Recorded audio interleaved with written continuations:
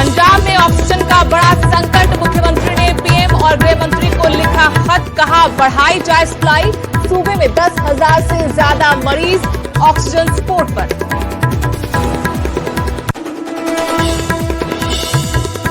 हिमाचल में भी कोरोना की खतरनाक रफ्तार, बढ़ते मामलों ने बढ़ाई प्रदेश सरकार की चिंता। सीएम जयराम ठाकुर ने बुलाई सर्वदलीय बैठक, कांग्रेस करेगी लॉकडाउन की मांग।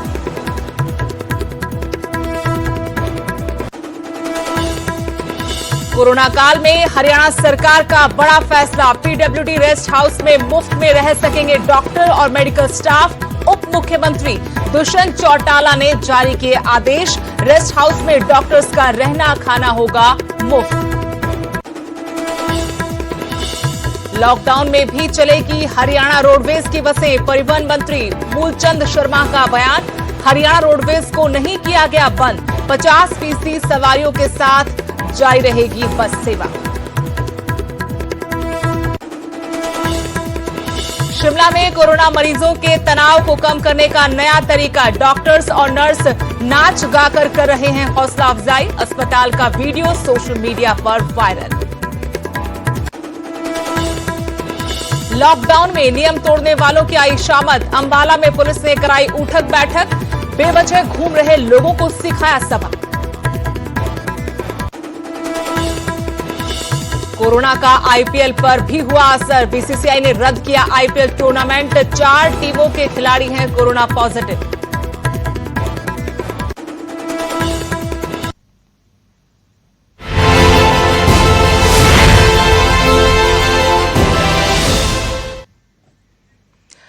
नमस्कार, आपके साथ मैं हुस्तेश नैन मोर। बुलेटिन की शुरुआत करेंगे बड़ी खबर के साथ। बड़ी खबर यह कि पंजाब के मुख्यमंत्री कैप्टन अमरिंदर सिंह ने प्रधानमंत्री नरेंद्र मोदी और गृह मंत्री को चिट्ठी लिखी है। 50 मीट्रिक टन अतिरिक्त ऑक्सीजन की मांग की है। 10,000 मरीज ऑक्सीजन की सपोर्ट पर हैं।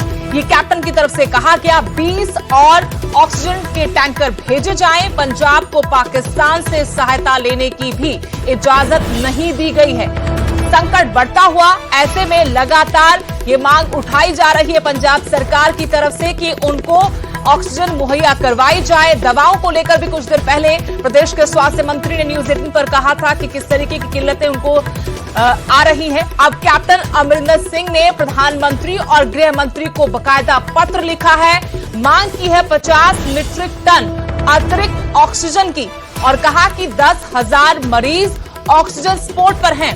20 और ऑक्सीजन के टैंकर भेजे जाएं। पंजाब को पाकिस्तान से भी सहायता लेने की इजाजत नहीं दी गई है। और लगातार कोरोना का संकट न सिर्फ पंजाब बल्कि देश भर में बढ़ता जा रहा है। स्वास्थ्य का जो सिस्टम पूरा बिगड़ा हुआ है, बदहाली की वजह से कई लोग अपनी जान पहले गंवा चुके हैं। वहीं पंजाब में हालात ना बिगड़े, इसके लिए कैप्टन अमरिंदर सिंह लगातार कोशिशें कर रहे हैं और अब पीएम और गृह मंत्री को भी बकायदा चिट्ठी लिखी है।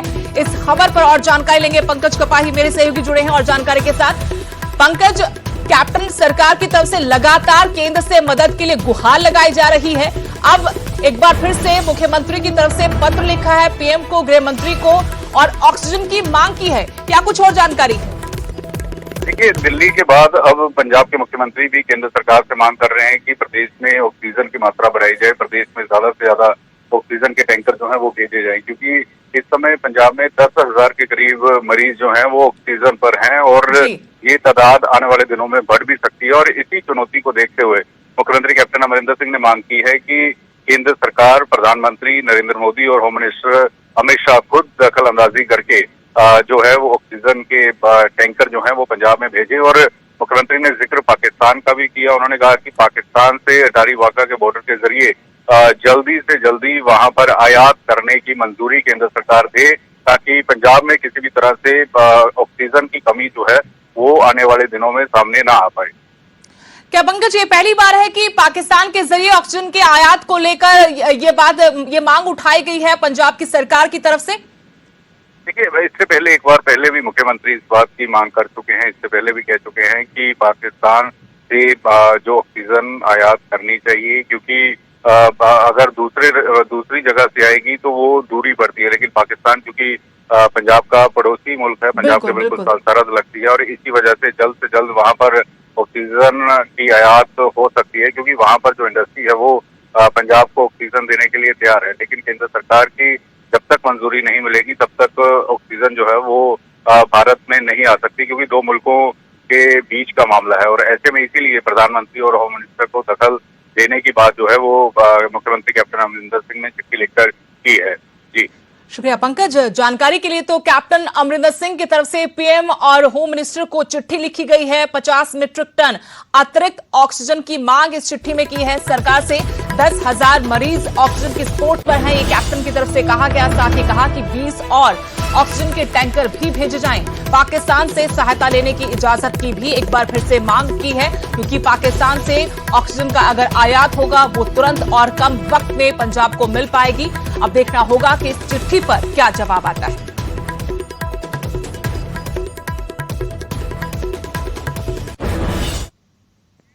अगली बड़ी खबर हिमाचल से। हिमाचल में बढ़ते मामलों ने सरकार की चिंताएं बढ़ा दी हैं। कोरोना का संक्रमण हिमाचल में भी रफ्तार से आगे बढ़ रहा है।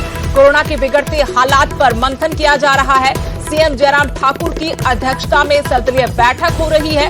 बैठक में कांग्रेस लॉकडाउन की मांग करेगी। कांग्रेस की तरफ से प्रदेश अध्यक्ष ने साफ कह दिया कि लॉकडाउन के अलावा कोई विकल्प नहीं है।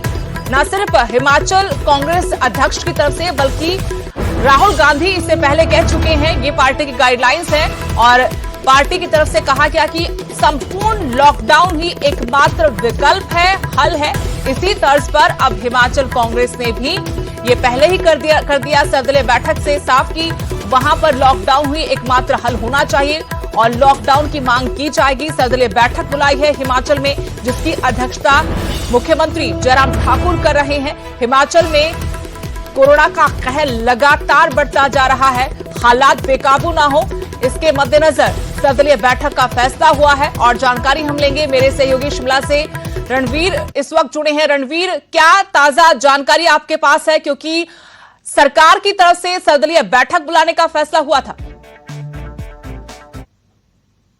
5 बज चुके हैं, लेकिन मुख्यमंत्री जो है अभी पहुंच नहीं पाए हैं। जो विपक्षी दलों की तरफ से, कांग्रेस की तरफ से जो नेता प्रतिपक्ष हैं मुकेश अग्निहोत्री वो पहुंच चुके हैं। माकपा के विधायक राकेश सिंघा वो पहुंच चुके हैं। कैबिनेट मंत्री जो जिनके पास संसदीय कार्य मंत्री का कार्यभार है वो भी यहाँ पर पहुंचे हैं। जैसे मुख्यमंत्री आएंगे, अगर वो यहाँ नहीं पहुंच पाए तो वो वर्चुअली जुड़ेंगे, ऐसी जानकारी है। लेकिन कैबिनेट मंत्री का ये कहना है कि वो पहुंच जाएंगे। बड़ी और सीधी बात इसमें यह है कि जिस तरह से सरकार पर दबाव है, लगातार बहुत सारी एजेंसियां ये कह रही है, सुप्रीम कोर्ट ने भी कहा है, कई राज्यों ने, पड़ोसी राज्यों में हरियाणा ने लॉकडाउन किया है, तो इस पर मंथन यहाँ पर किया जाएगा। ये स्पष्ट तौर पर जानकारी निकल कर आई है। क्या इस वक्त ये संभव है या नहीं? राज्य सरकार जो है अकेले फैसला नहीं लेना चाहती है, इसलिए विपक्ष को वो साथ लेकर फैसला करेगी। और यहाँ पर कांग्रेस की तरफ से प्रदेशाध्यक्ष ने साफ कर दिया, उन्होंने कहा है कि एकमात्र ये कहना है कि लॉकडाउन वो चाहते हैं, क्योंकि स्थिति अब बहुत खराब हो गई है, हालात ऐसे बन गए हैं कि लॉकडाउन के अलावा चारा नहीं है। लेकिन माकपा की तरफ से राकेश सिंघा का यह कहना है कि आपको वैज्ञानिक तरीके से इसके खिलाफ लड़ना होगा। अगर आप लॉकडाउन लगाते हैं तो स्थितियां और ज्यादा गंभीर होगी, बहुत सारे मरीज अस्पताल भी नहीं पहुंच पाएंगे, कुछ बहुत सारी अनसुनी आवाज पहुंचेगी। जी, तो ये जांचना होगा कि सरकार के पास इंतजाम क्या है। सरकार ने पिछले 1 साल में इस महामारी से लड़ने के लिए क्या तैयारी की है और आज कोरोना का आंकड़ा क्या है वहां पर। इसके तहत अब सवाल ये भी उठता है कि कितने बेड उपलब्ध है, वेंटिलेटर की क्या व्यवस्था है, इसके अलावा ऑक्सीजन को लेकर किस तरीके से आपूर्ति हो रही है। ये तमाम सवाल हैं जिसके बाद ही आगे विपक्ष उनका साथ देता हुआ नजर आएगा। इंतजामों को लेकर सरकार सवालों को दरकिनार नहीं कर सकती। जी हाँ, बिल्कुल निश्चित तौर पर सवाल इस पर उठाए जाएंगे। यहाँ पर संकेत साफ है कि ये कहा गया है। देखिए, हिमाचल में लगातार अब जो पॉजिटिविटी रेट है वो 20% से ऊपर जा चुका है। पिछले 1 हफ्ते की अगर बात करें, मृत्यु दर लगातार बढ़ रही है। 1622 आज का आंकड़ा है कि ये मौत का आंकड़ा है छोटे से प्रदेश में। 21,000 से ज्यादा एक्टिव केस जो है हिमाचल में है। और जहां तक इसकी बात कही जा रही है, देखिए जो ग्राउंड से जो हम तक जानकारी पहुंची, सरकार ये कह रही कि ऑक्सीजन की कमी नहीं है। ये बात सही हो सकती है कि ऑक्सीजन की कमी जो है वो नहीं है, लेकिन अंदर जिस तरह का सिस्टम बनाया गया, बहुत सारे मरीज ये कह रहे हैं कि ऑक्सीजन का जो प्रेशर है नहीं है, उन तक ऑक्सीजन नहीं मिल रही है। आज भी आईजीएमसी की ये सिचुएशन है, बहुत सारे मरीज सिलेंडर के लिए भटक रहे हैं, यहां पर कहीं से रिफिल किया जाता है। वेंटिलेटर की बात करें, हालांकि सूत्रों के हवाले से ये जानकारी निकल कर आई है, वेंटिलेटर जो है मात्र 24 है, उनमें फंक्शनल कितने उसकी भी जानकारी नहीं है।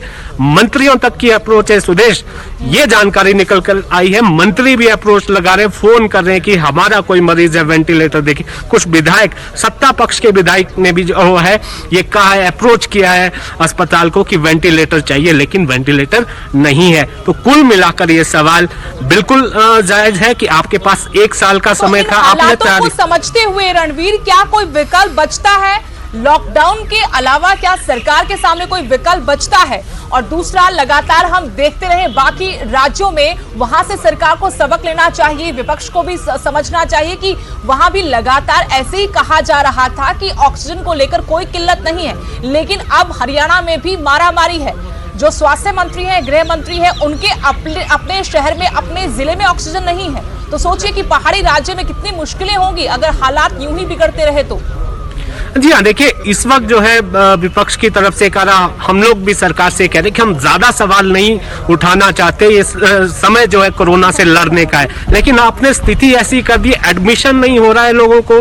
जहां आईजीएमसी की सबसे बड़े अस्पताल की बात है, वहां पर एम्बुलेंस इंतजार कर रही है, ऑक्सीजन की बात कही जाती है, लेकिन वो सिलेंडर क्यों फिर लोग ढो रहे हैं, मारामारी क्यों है, वेंटिलेटर की जहां तक बात है वो भी लोगों को नहीं मिल रहे हैं, कि तमाम ऐसे सवाल है। जब आपके पास 1 साल का समय था तो इस पर सरकार को जरूर घेरा जाएगा कि आप ये सोचकर बैठे थे कि दूसरी लहर जब आएगी तब सोचेंगे। इंतजार करेंगे रणवीर की ये सर्वदलीय बैठक संपन्न हो, उसके बाद क्या फैसला होता है उस फैसले का इंतजार हमें है। हमारे दर्शकों को शुक्रिया तमाम जानकारी के लिए। इस बड़ी खबर पर नजर आप बना रखिएगा।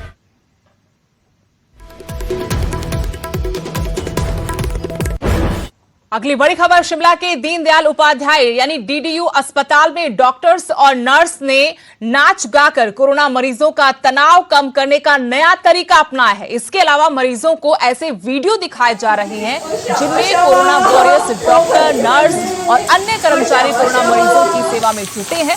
अस्पताल का ये वीडियो सोशल मीडिया पर पेशेंट प्लीज ऐसे वायरल हो रहा है। स्टाफ के इस काम को लोगों की सराहना भी मिल रही है। अस्पताल में सबसे ज्यादा कोरोना संक्रमित मरीज हैं। अस्पताल के डॉक्टर्स, नर्स और सफाई कर्मी कम स्टाफ के बावजूद 24 घंटे मरीजों की सेवा में।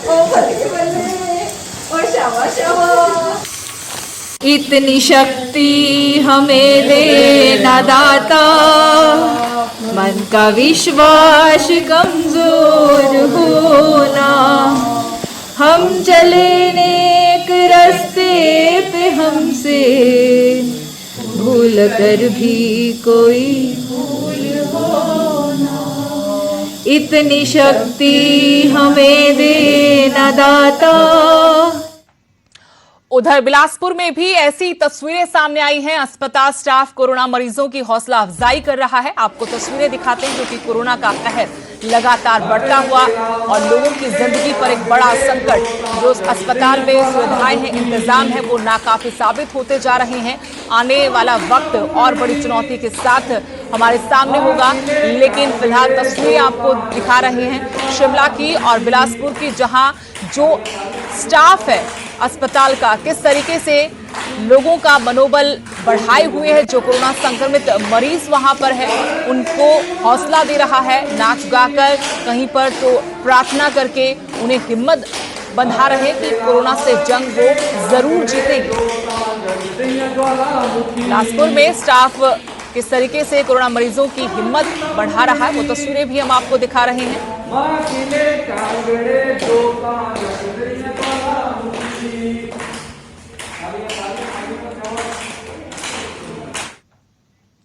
अगली बड़ी खबर, लॉकडाउन में नियम तोड़ने वालों पर अंबाला में पुलिस ने खूब अपना कहर दिखाया और यहां पुलिस ने उनसे उठक बैठक करवाई। बेवजह घूम रहे लोगों को पुलिस ने सबक सिखाया। लगातार सरकार प्रशासन अपील कर रहा है लोगों से कि लॉकडाउन का पालन करें, लेकिन ऐसे में भी बहुत सारे लोग बेवजह घर से बाहर निकल रहे हैं। जब ऐसे कुछ लोगों का सामना अंबाला पुलिस से हुआ तो अंबाला पुलिस ने उनसे उठक बैठक करवाई सबक सिखाने के लिए, और बाद में पुलिस ने उन्हें चेतावनी देकर छोड़ दिया। आपको बता दें कि हरियाणा में 9 मई तक पूर्ण लॉकडाउन है।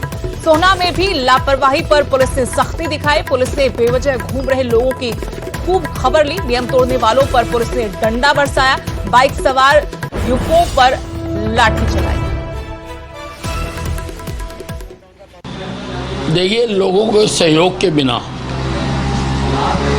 कोई भी चीज कामयाब नहीं हो सकती। लोगों से मैं कहना चाहता हूं कि कोरोना से मरने वालों के आंकड़ों का वास्ता देके कहना चाहता हूं कि आप घरों पर रहें, नहीं तो मजबूर होकर हमें सख्तियां और बढ़ानी पड़ेंगी। कोरोना महामारी की चेन तोड़ने के लिए लागू किए गए लॉकडाउन के नियमों को तोड़ते हुए आप घर से निकले तो सजा के लिए तैयार रहना होगा। खासकर भिवानी में पुलिस अब सख्त हो गई है और लापरवाह लोगों को बीच सड़क मुर्गा बना रही है तो किसी को मेंढक बनाकर सजा दी जा रही है। कोरोना महामारी के दूसरे चरण में हालात बेहद खराब हैं। कोरोना के केस और इससे होने वाली मौत के आंकड़े हर रोज रिकॉर्ड तोड़ रहे हैं, जिसे रोकने के लिए पहले नाइट कर्फ्यू, फिर धारा 144 लगाई गई, पर बेपरवाह और लापरवाह लोगों ने पालन नहीं किया तो लॉकडाउन लगाना पड़ा। बावजूद इसके कई लोग अभी भी हैं जो सड़कों पर बेवजह निकल रहे हैं। के सभी चौकी प्रभारी प्रबंधक अफसर अपने अपने इलाका में जो रोड के ऊपर अनावश्यक रूप से लोग घूम रहे हैं उनको जागरूक किया जा रहा है। कोविड के बारे में बताया जा रहा है कि कोई भी आदमी व्यर्थ में रोड के ऊपर ना आए और उनको सख्ती से पालना के लिए प्रेरित किया जा रहा है। अपील की जा रही है कि जरूरी काम के अलावा कोई भी आदमी रोड के ऊपर ना आए। सभी से अपील की जा रही है कि जरूरी काम के अलावा कोई भी व्यक्ति रोड पर ना आए। और अब बात करते हैं नू की, जहां वेंटिलेटर को दूसरे जिलों में ले जाने का विरोध करना कुछ युवाओं को काफी महंगा पड़ गया। पुलिस ने 10 लोगों को हिरासत में लिया है, साथ ही 50-60 लोगों के खिलाफ कई धाराओं के तहत केस दर्ज हुए हैं। दरअसल सोमवार देर रात सीएम मनोहर लाल के निर्देश पर मेवात मेडिकल कॉलेज नल्हड़ से पलवल और रेवाड़ी जिलों के लिए तकरीबन दर्जन भर वेंटिलेटर ले जाए जा रहे थे, लेकिन जैसे ही इसकी जानकारी युवाओं को लगी उन्होंने इसका विरोध किया। पुलिस ने भी काफी समझाने की कोशिश की, लेकिन वो अपनी जिद पर अड़े रहे। फिर यहां पर पुलिस ने अपनी कार्रवाई की और पुलिस ने हल्का बल प्रयोग किया क्योंकि ये युवा बेकाबू हो गए थे, तोड़फोड़ करने लगे थे, साथ ही आंसू गैस के गोले भी छोड़े, हवाई फायरिंग भी करनी पड़ी, तब जाकर इन वेंटिलेटर्स को दूसरे जिले ले जाया गया। वहीं पुलिस की कार्रवाई को कांग्रेस विधायक आफताब अहमद ने गलत बताया। नल्लड़ में इस संबंध में डीसी साहब के आदेश अनुसार कुछ मशीनें पलवल डिस्ट्रिक्ट में जानी थी, जो तहसीलदार साहब की, अख्तर साहब की ड्यूटी लगाई हुई थी कि इन मशीनों को पलवल के लिए रवाना करवाए। जो इस संबंध में तहसीलदार साहब मौका पे मौजूद थे और कुछ लोग आए जो कि वो कहने लगे कि यहाँ से मशीनें नहीं जानी चाहिए, चाहे कुछ भी हो जाए हम मशीनें नहीं जाने देंगे। जिस संबंध में पुलिस ने हल्का लाठी बल प्रयोग किया था और उसके बावजूद भी वो नहीं माने और उसके बावजूद थोड़ा सा आंसू गैस के भी छुड़वाए गए थे, फिर भी वो नहीं माने और हवाई फायर करने के बाद उनको तितर बितर किया गया। उधर हरियाणा में लॉकडाउन के बाद हर जिले से मजदूरों के पलायन की तस्वीरें सामने आने लगी हैं। धर्मनगरी कुरुक्षेत्र का भी यही हाल है। बड़ी तादाद में प्रवासी मजदूर अपने अपने घरों की तरफ निकल पड़े हैं। कुरुक्षेत्र रेलवे स्टेशन पर मजदूरों की भीड़ उमड़ पड़ी। इन मजदूरों के सामने भूखे मरने की नौबत आ गई है। मजदूरों के मुताबिक सरकार ने पहले लॉकडाउन लगाने से इनकार किया था, लेकिन अब अचानक लॉकडाउन लगने से उनके सामने रोजी रोटी का संकट खड़ा हो गया है।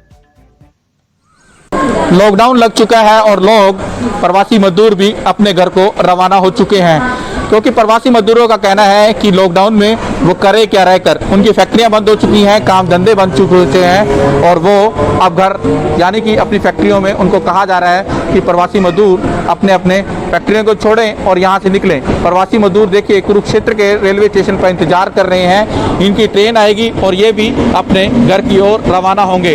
हालांकि प्रशासन द्वारा कहा जा रहा है कि यहीं पर रहें, जो जहाँ पर है वो वहीं रहे, उनको रहने की खाने पीने की पूरी व्यवस्था दी जाएगी। मगर प्रवासी मजदूरों का कहना है कि वो हर हाल में अपने घर जाएंगे, क्योंकि पिछली बार भी लॉकडाउन जब लगा था तो काफ़ी संख्या में प्रवासी मजदूरों ने अपने अपने घर की ओर कूच किया था। अब धीरे धीरे फिर एक बार जब हरियाणा प्रदेश के साथ साथ कई राज्यों में लॉकडाउन लगा है तो प्रवासी मजदूर लगातार अपने अपने घर की ओर कूच कर रहे हैं और कह रहे हैं कि वो जब आएंगे अपने घर वापस या अपनी फैक्ट्रियों में जब कोरोना के हाल बिल्कुल ठीक होंगे, क्योंकि कोरोना संक्रमितों के आंकड़े से ना जाने कितने लोग मौत के आगोश में समा रहे हैं और ना चाहते हुए भी अपनों को गले नहीं लगा पा रहे हैं।